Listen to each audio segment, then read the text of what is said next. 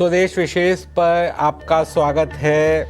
जिस तरह से व्हाट्सएप की प्राइवेसी पॉलिसी को लेकर सुप्रीम कोर्ट ने मेटा और व्हाट्सएप पर सख्त रुख अपनाया है। सुप्रीम कोर्ट ने क्लियर शब्दों में कहा है कि भारत के नागरिकों की प्राइवेसी के साथ किसी भी तरह का समझौता बर्दाश्त नहीं किया जाएगा। चीफ जस्टिस सूर्यकांत ने सुनवाई के दौरान कहा कि यूजर्स की निजी जानकारी, प्राइवेट जानकारी का व्यावसायिक इस्तेमाल संविधान के खिलाफ है और यह मौलिक अधिकारों का भी उल्लंघन है। सुप्रीम कोर्ट ने मेटा से तीखे सवाल पूछते हुए कहा कि जिन शर्तों और प्राइवेसी पॉलिसी की बात की जा रही है उन्हें आम आदमी समझ ही नहीं पाता। कोर्ट ने यह भी टिप्पणी की कि ऐप्स की लत का फायदा उठाकर यूजर्स को मजबूर किया जा रहा है। अगर कोई कंपनी भारत के कानूनों का पालन नहीं कर सकती तो उसके पास देश छोड़ने का विकल्प भी खुला है। यह मामला सिर्फ व्हाट्सएप का नहीं है बल्कि हर भारतीय की डिजिटल प्राइवेसी और अधिकारों से जुड़ा बड़ा सवाल बन गया है।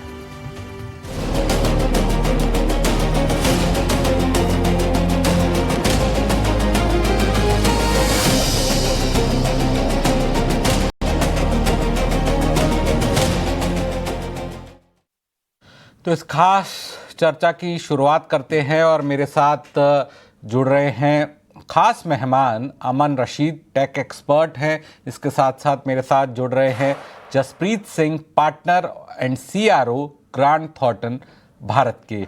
जसप्रीत जी, आपसे ही शुरुआत करूंगा। सुप्रीम कोर्ट की जो टिप्पणी है इसे आप कैसे देखते हैं? कितना आपके मुताबिक एक काफ़ी सख्त लहजे में सुप्रीम कोर्ट ने एक बड़ी चेतावनी दी है और यहां तक भी कहा है कि विकल्प है, आप देश छोड़ के जा सकते हैं। नमस्ते। मुझे इस शो पे बुलाने के लिए शुक्रिया। ये बहुत एक महत्वपूर्ण सब्जेक्ट है हमारे कंट्री के लिए। अगर आप देखिए, एक कंट्री के तौर पर ही हमारे पास डेटा प्राइवेसी बहुत ज़्यादा कुछ साल पहले तक हम लोग बहुत ज़्यादा सक्रिय नहीं थे अपनी पर्सनल डेटा को लेके भी। तो गवर्नमेंट ने डीपीडीपी एक्ट को पास किया, दोनों हाउसेस पार्लियामेंट ने पास किया। नवंबर 2025 में रूल्स आए। तो गवर्नमेंट बहुत स्ट्रिक्ट होती जा रही है और होना भी चाहिए। ये मेरा डेटा है, पर्सनल सिटीजन्स का डेटा है। इस डेटा के ऊपर क्या राइट्स हैं, इसकी पूरी नागरिकों के पास ही पूरी पावर होनी चाहिए। इसीलिए ये डेटा किसके साथ शेयर हो रहा है, कैसे शेयर हो रहा है, इस डेटा के ऊपर क्या एनालिटिक्स रन हो रही हैं, इसके लिए एक एंड यूजर से कंसेंट लेना बहुत बहुत ज़्यादा ज़रूरी है। इसलिए मुझे लगता है जो ये सुप्रीम कोर्ट ट्रांसपेरेंसी की बात कर रही है सारी लार्ज ऑर्गेनाइजेशंस के साथ, ये बहुत बहुत वेलकम स्टेप है गवर्नेंस के लिए। बहुत सारी कंपनीज जो इंडिया में आके बिजनेस करना चाहती हैं उनके लिए भी कितना इम्पोर्टेंट है उनको ये आश्वासन देना कि हमारे यहाँ पे बहुत स्ट्रिक्ट डेटा प्राइवेसी के लॉज हैं। तो मुझे लगता है और कोई भी इन लॉज को टेकन फॉर ग्रांटेड नहीं ले सकता। इसीलिए आई थिंक ये बहुत बड़ा वेलकम स्टेप है सुप्रीम कोर्ट का। स्टेप है और जिस सख्त लहजे में सुप्रीम कोर्ट ने कहा गया। अमन जी के पास आऊंगा। अमन जी, क्या सुप्रीम कोर्ट ने सही कहा है कि भारत में यूजर्स का जो डेटा है वो कॉमर्शियल उपयोग के लिए इस्तेमाल नहीं होने दिया जाएगा? और क्या ये जो निर्णय है, ये जो टिप्पणी है, एक तरह से माना जाए डिजिटल मार्केटिंग उद्योग को प्रभावित करेगा? तो सर, मेरे हिसाब से बिल्कुल सही कहा है सुप्रीम कोर्ट ने। सुप्रीम कोर्ट का यहाँ पे जो लॉजिक है ना, वो ये है कि प्राइवेसी कोई सौदा नहीं है। एक यूजर की जो प्राइवेसी होती है वो कोई सौदा नहीं होता है। हमारा फंडामेंटल राइट है, आपका, मेरा, हम सबका फंडामेंटल राइट है प्राइवेसी। तो जब हम किसी से बात करते हैं ना, तो हम अपना डेटा किसी कंपनी को बेचने के लिए यहाँ पर नहीं देते किसी भी ऐप पे, चाहे वो व्हाट्सएप हो या चाहे वो कोई भी और भी सोशल मीडिया ऐप हो। अब डिजिटल मार्केटिंग पर इससे क्या असर होता है? तो डिजिटल मार्केटिंग खत्म नहीं होगी मेरे हिसाब से, पर उसका तरीका आई थिंक बदल जाएगा। अब ऐसा कह लो आप कि कंपनीज को ना चोरी छुप के मतलब ट्रैकिंग करने की जगह थोड़ी सी एथिकल यहाँ पर मार्केटिंग करनी चाहिए। अब मार्केटिंग मतलब जैसा डेटा ड्रिवन से ज्यादा मतलब कॉन्टेक्स्ट ड्रिवन होनी चाहिए। मतलब आप ऐसे देख लो कि उस हिसाब से आपके जो पर्सनल चैट में क्या है, कैसा है, मतलब आपका एक परमिशन मतलब इन सोशल मीडिया ऐप्स को लेना चाहिए बिफोर शेयरिंग द डेटा। तो ये मेरा मानना है इस पूरे केस पे। लेकिन अमन, क्या व्हाट्सएप जैसी बड़ी कंपनियों को जो स्वेच्छा से डेटा देना, मतलब आपकी कंसेंट के साथ डेटा देना की जो अनुमति देना, वो संविधान के मौलिक अधिकारों के खिलाफ है क्या? तो डेफिनेटली मेरे हिसाब से तो जो व्हाट्सएप हमें जो ऑप्शंस आज की डेट में देता है कि भाई एक्सेप्ट करना है या डिक्लाइन करना है, मेरे हिसाब से ये कोई कंसेंट नहीं है। कंसेंट का जो बेसिक मतलब होता है ना, जहाँ पे हमें ऑप्शन दिया जाता है सर, मतलब यस और नो। व्हाट्सएप हमें यहाँ पर मजबूर करता है, जो कि आई थिंक सो ये एक सही बात नहीं, क्योंकि जैसे हम लोग सब व्हाट्सएप यूज करते हैं, ठीक है, आप भी यूज करते होंगे। तो काम व्हाट्सएप पे चलता है, तो अगर मैं व्हाट्सएप की कोई भी पॉलिसी को डिक्लाइन करता हूँ तो उसका मतलब ये हो जाता है कि भाई मैं अपने दोस्त से कनेक्ट नहीं कर पाऊंगा, या मैं अपनी सर्विसेज वो यूज नहीं कर पाऊंगा। तो इससे एक इंसान मजबूर होके ना वो उनको एक्सेप्ट करना ही पड़ता है, जो कि आई थिंक सो सही नहीं है। कंसेंट बहुत इंपॉर्टेंट चीज है, अगर एक डेटा के हिसाब से देखा जाए या प्राइवेसी के हिसाब से देखा जाए भारत जैसे देश में। तो वहां पे कंसेंट की बहुत जरूरत है, और कंसेंट ऐसे ही हो सकते हैं कि भाई जहाँ पे हमें ऑप्शन दिया जाएगा यस और नो के बीच में, क्योंकि मुझे नहीं लगता कि भाई व्हाट्सएप पे मिल रहा है। तो सुप्रीम कोर्ट जो यहाँ पे कह रहे हैं व्हाट्सएप को लेके, आई थिंक ये we are in the right direction. In the right direction. Jaspreet ji, आपको क्या लगता है ये मामला भविष्य में भी अन्य टेक प्लेटफॉर्म है उनके काम करने के तरीके पर भी असर डालेगा? क्योंकि सुप्रीम कोर्ट काफी सख्त लहजे में बात कह रहा है। बिल्कुल बिल्कुल करेगा। देखो, इंडिया इतनी बड़ी कंज्यूमर मार्केट है। इंडिया में इंटरनेट यूजर्स वर्ल्ड में सेकंड लार्जेस्ट है, राइट। हर कोई इंडिया में आके बिजनेस करना चाहता है, हर, चाहे वो व्हाट्सएप हो या अदर चैट की एप्स हो या कोई भी सोशल मीडिया ऐप हो, वो इंडिया को इग्नोर नहीं कर सकते, राइट। तो इसीलिए उन्हें इंडिया में आने के लिए उन्हें अपने बिजनेसेस को इंडिया की पॉलिसीज और प्रोसीजर्स इंक्लूडिंग जो डीपीडीपी एक्ट है उसके अकॉर्डिंग मोल्ड करना पड़ेगा। और वो एक्ट कोई गलत बात नहीं बोल रही है, एक्ट सिर्फ ये कह रहा है कि अगर आप आपका डेटा या मेरा डेटा यूज कर रहे हो किसी थर्ड पार्टी के साथ, राइट, या उस डेटा पे कुछ एनालिटिक्स कर रहे हो, तो आप जसप्रीत से उसका कंसेंट ले लो, राइट। बट अगर जसप्रीत वो कंसेंट मना कर रहा है, तो ये नहीं कि व्हाट्सएप आगे ही नहीं बढ़ेगा और जसप्रीत व्हाट्सएप यूज ही नहीं कर पाएगा।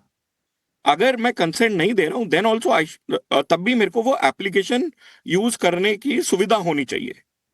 तो मुझे आ, लगता है गलती है कि अगर आप कंसेंट नहीं दे रहे हो, आपकी इच्छा के विरुद्ध भी जाने पर वो आप एप्लीकेशन यूज नहीं करोगे, तो मजबूरी में आपको कंसेंट देना ही पड़ेगा, फिर तो कोई ऑप्शन ही नहीं है आपके पास।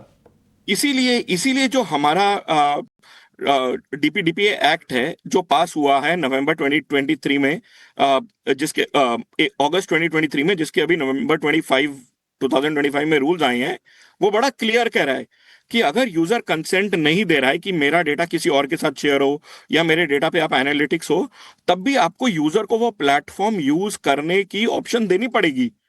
मैं व्हाट्सएप यूज करना चाहता हूं, लेकिन मैं नहीं चाहता कि मेरा डेटा एनालिटिक्स के लिए किसी और डिपार्टमेंट के पास जाए या मुझे हैप्पी बर्थडे, हैप्पी एनिवर्सरी के मैसेजेस आए।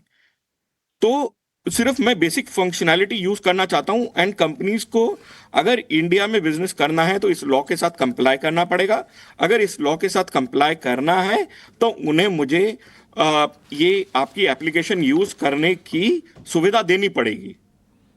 बिल्कुल सुविधा देनी ही पड़ेगी। और जिस तरह से सुप्रीम कोर्ट ने कहा भी है कि आप नहीं दे सकते या नहीं कर सकते, तो आप देश छोड़ के भी जा सकते हैं। हमारे साथ अब जुड़ गई देश की जाने मानी कंज्यूमर एक्टिविस्ट वकील रेखा अग्रवाल जी। मैडम, बहुत बहुत स्वागत है हमें वक्त देने के लिए। आपकी क्या टिप्पणी होगी, क्योंकि सुप्रीम कोर्ट ने काफी सख्त लहजा अपनाया है। रेखा जी, आप तक मेरी बात पहुंच पा रही है?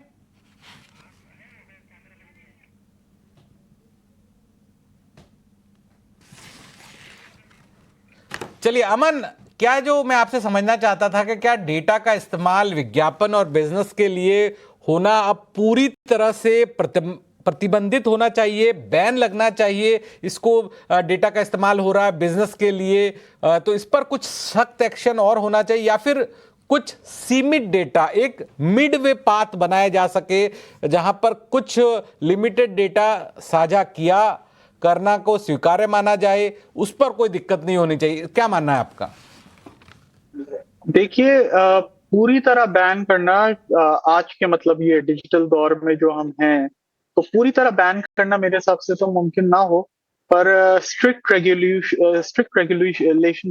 रेगुलेशन जो होता है उसकी आई थिंक बहुत जरूरत है यहाँ पे। एक बैलेंस यहाँ पर हमें बनाना चाहिए। ऑप्ट इन पॉलिसी एप्स में होना चाहिए। जैसे डिफॉल्ट, जब हम जो भी ऐप हम जब भी सेटअप करते तो डिफॉल्ट ये होना चाहिए कि भाई डेटा शेयर नहीं होगा बाय डिफॉल्ट। अगर यूजर, जैसा अभी सर ने कहा था, अगर यूजर खुद चाहे तभी वो डेटा शेयरिंग ऑन करे अपने हिसाब से। बट उसके ऊपर भी मेरा एक और सवाल बनता है कि भाई मेरा ऐसा क्या यूजर डेटा होगा जिससे कि इन कंपनीज को या एड प्रोवाइडर्स को ऐसा क्या मतलब उससे फायदा हो जाएगा। तो बाय डिफॉल्ट तो ये चीज डेटा शेयरिंग नहीं होनी चाहिए कोई भी ऐप में, चाहे व्हाट्सएप हो या चाहे कोई थर्ड पार्टी कोई भी ऐप हो। और इसी के साथ मेरा एक और चीज पे मानना है कि भाई कंपनी सिर्फ उतना ही डेटा ले जितना ऐप चलाने के लिए उन्हें जरूरी हो। एडवर्टाइजिंग के लिए मतलब पर्सनल मेटा डेटा लेने की कोई यहाँ पर जरूरत नहीं होनी चाहिए किसी भी मतलब प्लेटफॉर्म को, क्योंकि व्हाट्सएप जैसा बताता है कि भाई हमारे chats end to end encrypted होते हैं। माने कि अगर मैं किसी फलाने इंसान से चैट कर रहा हूँ तो हम दोनों की चैट सिर्फ हमारे बीच में रहेगी। बट ये कंपनीज जैसे कि व्हाट्सएप ये नहीं बताते कि भाई मेटा डेटा वो हमारा शेयर कर रहे हैं एडवर्टाइजर्स के साथ। मतलब अगर मैं अपने चैट में मान लीजिए बैंकिंग के रिलेटेड कोई भी चीज शेयर कर रहा हूँ किसी, या फिर जैसे ये मैंने सुप्रीम कोर्ट के हियरिंग के दौरान भी चीफ जस्टिस के थ्रू ये मैंने एग्जांपल सुना था। तो अगर मेडिसिन के रिगार्डिंग कोई मतलब मैं ऐसी चैट कर रहा हूँ तो उसकी एड्स मुझे दिखनी शुरू हो जाती हैं। ये चीज बहुत गलत है। और ये चीज बहुत सारे लोगों को नहीं पता होता कि उनका डेटा किस तरह से ऐसे शेयर होता है। तो उसको मिनिमाइज करने की बहुत जरूरत है। जैसे मैंने बोला, कंपनी सिर्फ उतना ही डेटा ले जितना उनको ऐप चलाने के लिए जरूरी हो। और अनोनिमाइजेशन की बहुत जरूरत है। अगर बिजनेस के लिए डेटा चाहिए तो वो अनोनिमस होना चाहिए। मतलब किसी भी हाल में किसी की भी ना आइडेंटिटी या फिर पर्सनल पैटर्न किसी भी थर्ड पार्टी कंपनी के लिए, जैसे कि यहाँ पर मेटा की हम बात करें, व्हाट्सएप को मेरा पर्सनल डेटा मेटा के साथ नहीं शेयर करना चाहिए। हाँ, इंस्टेड एनोनिमसली अगर डेटा शेयर हो तो वो बेटर विकल्प है। बट अगेन डेटा शेयरिंग खुद में एक इतनी ऐसी चीज है कि क्यों ही चाहिए मतलब इन कंपनीज को हमारा एक पर्सनल डेटा, वो थोड़ी एक खराब बात है। अब रेखा जी हमारे साथ जुड़ी हुई है। रेखा जी, उम्मीद करता हूं अब आपको मेरी आवाज पहुंच रही होगी। रेखा जी, आपका क्या मानना है कि अब वक्त ऐसा आ गया है कि आपकी प्राइवेसी और जो कॉर्पोरेट का मुनाफा के बीच में बैलेंस जो है वो न्यायपालिका को बनाना पड़ रहा है, न्यायपालिका को हस्तक्षेप करना पड़ रहा है, तीखे लहज में बोलना पड़ रहा है? देखिए, सबसे बड़ी बात जो और सबसे पहली बात जो बहुत इंपॉर्टेंट है, जो बाकी दो स्पीकर्स की भी बातें मैंने सुनी, कि वो सारी चीजों के ऊपर ये जो इंपॉर्टेंट बात है कि हम भारत के नागरिक हैं और हमारे ऊपर एक संविधान है। तो जितना भी व्यापार की बात आती है, जितनी भी कंपनी जो व्यापार करती हैं, व्यापार करना भी किसी कंपनी का एक अधिकार है कि वो मुनाफा कमा सकती हैं। बट जो एक मौलिक अधिकार मिल रखा है, जीवन जिस तरीके से हम जीना चाहते हैं उसको जी सकते हैं, उसके अंदर राइट टू प्राइवेसी जो है एक बहुत इंपॉर्टेंट अधिकार है, यानी कि निजता का अधिकार।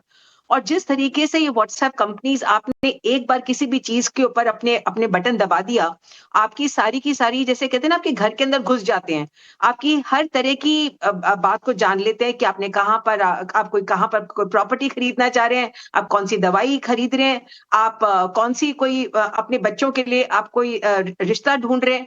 तो वगैरह वगैरह आपका कौन सा बैंक के अंदर आप अपनी बैंकिंग कर रहे हैं। तो इन सब चीजों को देखते हुए मुझे लगता है कि जो जितनी जो फॉरेन कंपनीज हैं, ये हमारे देश के अंदर जो सबसे बड़ा जो इनको बिजनेस मिल रहा है, जैसे पहले स्पीकर ने भी कहा कि अब भारत जो है नंबर 2 बिज़नेस के अंदर आता है, जो व्हाट्सएप कंपनी को प्रोवाइड कर रहा है। तो कहीं न तो कहीं कोई भी जो फंडामेंटल राइट किसी का होता है, वो it is subject to checks and balances. कोई भी फंडामेंटल राइट जो होता है, अपने आप के अंदर पूर्णतः नहीं होता है। तो जो एक बैनिंग करने की बात है, बैन करना मुझे लगता है कि किसी भी चीज़ को बैन करना भी सॉल्यूशन नहीं होता है। एक मिडल पाथ निकालना ज़रूरी होगा और आज जो अगर सुप्रीम कोर्ट को मतलब जुडिशरी को इसके अंदर हस्तक्षेप करना पड़ा है, जो टोटली बिजनेस का एक रिलेशनशिप है, तो उसके अंदर ये यही दिखाता है कि कितनी खतरनाक स्थिति जो है वो आज हो चुकी है। मतलब कुछ भी आपका निजी नहीं है, मतलब आपके अंदर it is like an X ray machine. ये जो व्हाट्सएप है लिटरली आपको एक एक्सरे मशीन की तरह आपको हर चीज जो है वो एक ट्रांसपेरेंट हो चुकी है और आप किसी भी चीज को छिपा नहीं सकते हैं। तो एक ट्रांसपेरेंसी एक अपनी जगह पर होती है, पर किसी की ट्रांसपेरेंसी मतलब कोई भी गलत काम कर रहा है तो उसके अंदर आपको हस्तक्षेप करने का अधिकार है, परंतु अब जो निजता का जो अधिकार है वो कभी भी वायलेट नहीं हो सकता है। और मैं आज जो सुप्रीम कोर्ट का जो फैसला है उसका स्वागत करती हूँ।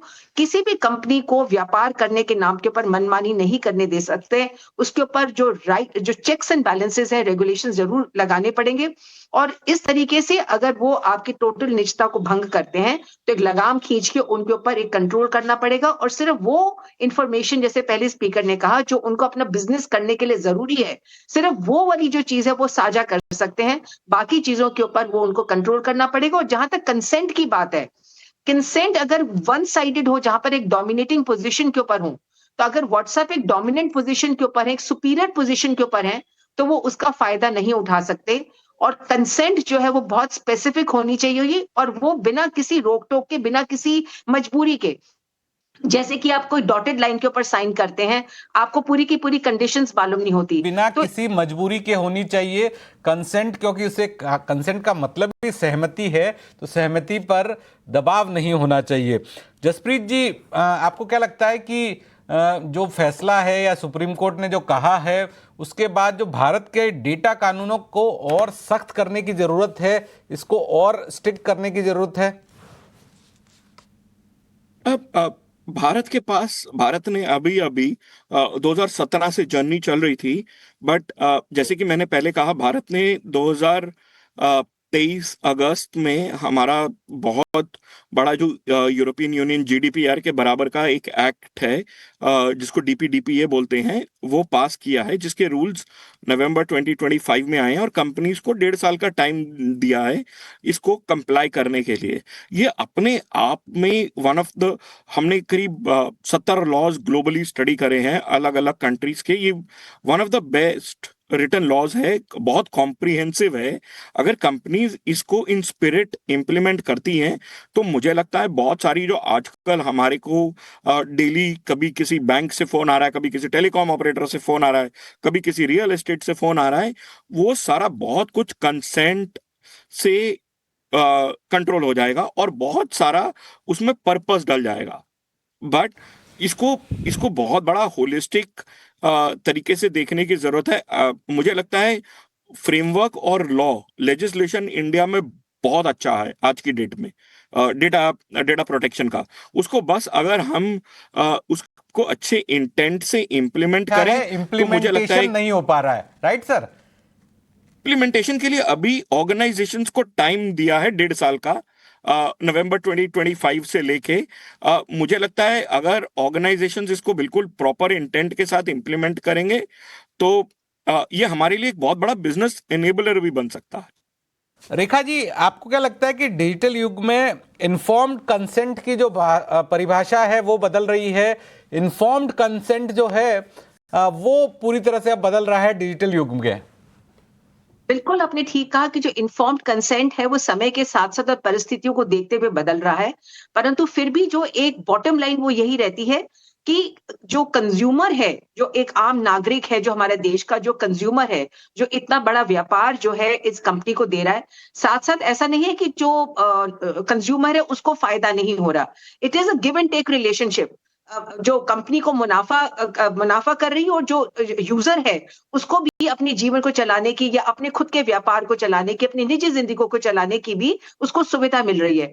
तो इस इन्फॉर्म्ड कंसेंट का जो है मतलब बिल्कुल और स्पष्ट होना चाहिए कि जो भी व्यक्ति अपनी कंसेंट देता है वो उसके अंदर कोई तरह का, जिसको कहते हैं ना, हिडन क्लॉजेस नहीं होने चाहिए। उसको पता होना चाहिए कि मैं किस चीज के लिए कितनी कंसेंट दे रहा हूं। मैं अपनी हामी भर रहा हूं किसी चीज के लिए, तो उसके आड़ के अंदर मैं कुछ और कोई चीज तो अपनी लीक आउट नहीं कर रहा। कोई मैं अब जैसे कहते हैं ना कि पतली गली से किसी को अंदर तो नहीं आने का तरीका दे रहा हूं। तो इन्फॉर्म्ड कंसेंट समय के साथ साथ, परिस्थितियों के साथ साथ, जिसको कहते हैं कि कानून भी कभी भी एक, जैसे कहते हैं ना कि स्टैटिक नहीं रहता है, उसको मूव ऑन करना चाहिए, हर चीज को मूव ऑन करना चाहिए समय के साथ साथ। और आज अगर समाज बदल रहा है, आज 21वीं सदी के अंदर एक गिव एंड टेक रिलेशनशिप को एक सुंदर तरीके से बनाया जा सकता है, परंतु एक बैनिंग जो है वो एक सोल्यूशन नहीं। किसी भी चीज को अगर आप टोटली बैन कर देते हैं तो उसके अंदर उसका एक मिडिल पाथ निकाल के हम एक रास्ता जरूर निकाल सकते हैं। और एक इन्फॉर्म्ड कंसेंट आज डिजिटल वर्ल्ड के अंदर हर कस्टमर की, हर कंज्यूमर की बहुत ज्यादा जरूरी है। उसको पता होना चाहिए, क्योंकि आज का कंज्यूमर एक जागरूक कंज्यूमर है और उसको कोई भी तरह के, उसको वैल्यू फॉर मनी मिलनी चाहिए। आज वो पैसा दे रहा है, व्हाट्सएप भी फ्री में नहीं मिल रहा है उसको। तो जब वैल्यू फॉर मनी मिल रहा है तो कंज्यूमर एक्ट 2019 के तहत और जो बाकी जो कानून है उनके तहत डेफिशिएंसी इन सर्विस, यानी कि उसको सुविधा के जो है, उसको जो सुविधाएं मिल रही है, सेवाएं मिल रही हैं, उसके अंदर ना तो कमी होनी चाहिए और ना ही अनफेयर ट्रेड प्रैक्टिस, यानी कि अनुचित व्यापार करने का भी जो एक इजाजत जो है इन फॉरेन कंपनीज को नहीं मिलनी चाहिए। तो कंज्यूमर को दोनों चीजों को प्रोटेक्ट करने का इजाजत अधिकार नहीं है। मिलनी चाहिए। अमन, इस पूरे मामले का बिग टेक कंपनीज के लिए क्या स्ट्रिक्ट मैसेज जाएगा आपके मुताबिक? मैसेज तो इतना ही जाना चाहिए इन बिग टेक कंपनीज के लिए कि भारत जैसे देश में मतलब मनमानी तो नहीं चलेगी। मतलब बहुत टाइम से ये चीज, व्हाट्सएप इस चीज को वायलेट करते आ रहा है, क्योंकि ये आज से नहीं चल रहा है, ये इतने टाइम से चल रहा है। सुप्रीम कोर्ट का फाइनली इसके ऊपर ये एक्ट करना इस सिचुएशन के ऊपर, आई थिंक सो बहुत स्ट्रॉन्ग मैसेज देता है कि भाई कंसेंट देने की, जब यूजर प्राइवेसी की बात आती है तो कंसेंट की यहाँ पर बहुत ज्यादा जरूरत पड़ जाती है। टेक इट और लीव इट वाला पॉलिसी अब और नहीं चलेगी। और सिर्फ व्हाट्सएप ही नहीं बल्कि और कंपनीज को, जबकि देखा जाए व्हाट्सएप ऑलरेडी मोनोपोली चलाता है अपनी। अगर हम ये चैटिंग वाली अगर आप देखें तो इसमें हमारे पास टेलीग्राम भी होती हैं और भी दूसरी ऐप्स हैं, बट व्हाट्सएप की एक मोनोपोली है। बट बिग टेक फर्म्स के लिए मेटा हो गए, माइक्रोसॉफ्ट हो गए, गूगल हो गए, जो भी हो गए, आई थिंक इनके लिए एक स्ट्रॉन्ग मैसेज आता है कि अगर यूजर प्राइवेसी आपको, जो भी आप यूजर प्राइवेसी के साथ करते हैं, I think so consent is required. आप ऐसे थोप नहीं सकते नागरिक के ऊपर, आप किसी को फोर्स नहीं कर सकते, कंसेंट देने की जरूरत पड़ेगी। तो तीनों मेहमानों का मैं शुक्रिया करना चाहूँगा। अमन आपका, जसप्रीत जी आपका भी और रेखा अग्रवाल जी का भी। आप तीनों ने जो अपने व्यू शेयर किए और जिस तरह से बताया कि कंसेंट का ऑप्शन देना ज़रूरी है, यूज़र को बताना होगा कि आप उसकी जो जानकारी ले रहे हैं उसका क्या इस्तेमाल होगा, और इन्फॉर्म्ड कंसेंट जो है वो बहुत ज़रूरी है। और अमन ने जैसे काफ़ी अच्छी बात कही कि कंपनी उतना ही डेटा ले जितनी ज़रूरत है और पर्सनल डेटा शेयर नहीं करना चाहिए, और साथ साथ में चेक एंड बैलेंसेस ज़रूरी। और जसप्रीत जी ने भी बताया कि भारत के जो कानून है काफ़ी सख्त है और सुप्रीम कोर्ट के इस फैसले के बाद बड़ा मैसेज और जाएगा। तो तमाम मेहमानों का बहुत बहुत शुक्रिया इस विशेष शो में शामिल होने के लिए और अपनी बातों को, अपनी एक्सपर्ट्स ओपिनियन को हमारे दर्शकों तक बताने के लिए। लेकिन ईटी नाउ स्वदेश में खबरों का सिलसिला जारी है। अब बने रहिए ईटी नाउ स्वदेश के साथ।